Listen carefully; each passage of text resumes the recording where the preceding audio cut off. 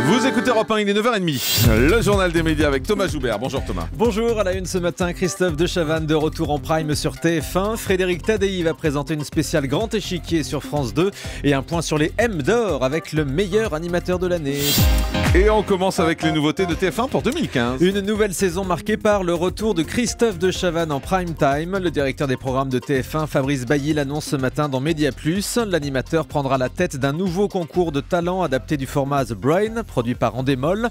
L'émission devrait s'appeler en français Les Extraordinaires, où des candidats possédant des capacités extraordinaires s'affronteront dans des épreuves. Parmi les autres annonces, Secret Story n'est toujours pas renouvelé pour cet été. En revanche, Baby Boom a de fortes chances de revenir. Masterchef est signé avec un jury entièrement renouvelé. Enfin, TF1 prévoit de nouvelles déclinaisons en prime time des séries courtes Nos chers voisins et Peps. Et puis France 2 qui prépare une émission spéciale du Grand Échiquier. Après la disparition de Jacques Chancel, la chaîne publique proposera une émission présentée par Frédéric Tadei le 23 janvier à 22h45. Cette spéciale sera produite par Pierre-Antoine Capton, le producteur de C'est à vous et de Un soir à la Tour Eiffel. Il s'agira d'une émission réalisée dans les conditions du Grand Échiquier grâce à la présence de l'Orchestre Philharmonique de Radio France et de grands artistes de renom. À la différence près qu'à l'époque, le Grand Échiquier était diffusé en prime time. Là, ce sera en deuxième partie de soirée. Le projet était déjà lancé avant le décès de Jacques Chancel, mais il a été accéléré suite à sa disparition fin décembre. Une ancienne participante de Sans aucun doute porte plainte contre l'émission, mais c'est fini depuis longtemps.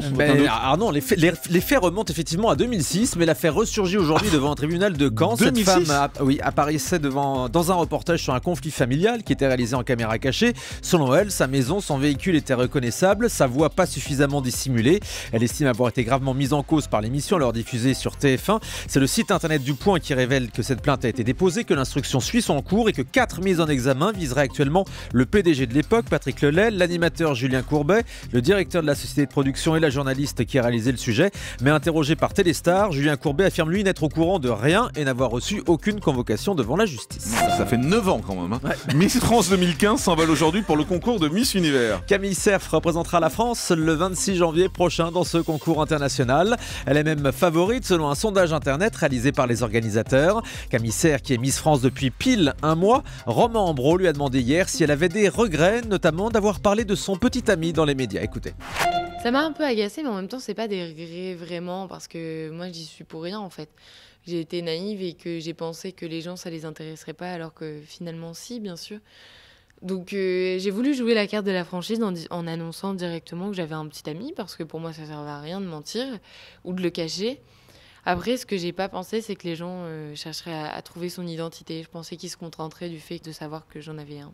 Lui, c'est pas du tout son rêve et pareil que moi, le fait de se voir dans les magazines, c'est pas forcément quelque chose qui lui plaît, surtout qu'il essaye de monter son entreprise et donc qu'il se construit lui aussi son image. Donc c'était un petit peu embêtant. Voilà, de toute façon, ça tient pas en général, c'est ça les Miss France avec leur petit ami. C'est dit Sylvie Tellier ici. C'est ce qu'elle nous a dit ici, Sylvie Tellier, en présence de Camille d'ailleurs. Elle avait dit ça ne tiendra pas de toute façon. Bonne année. Oh, bonne année Thérèse. Encore un départ dans Plus belle la vie. Le jeune comédien Louis Duneton, qui joue Valentin Nebout dans la série, a annoncé sur sa page Facebook qu'il quittait le feuilleton de France 3. Il a expliqué que ce départ était une décision strictement personnelle. Il va se consacrer à d'autres rôles à la télé. Et puis 3 membres du CSA s'apprêtent à quitter leur fonction. Oui, Françoise Laborde, Christine Kelly et Emmanuel Gabla arrivent au bout de leur mandat de conseiller. Ces 3 membres ne seront remplacés que par 2 personnes, comme le prévoit la réforme du CSA. Le journal Les Échos révèle un premier nom, celui de Nathalie Sonac, professeure en sciences de l'information et de la communication.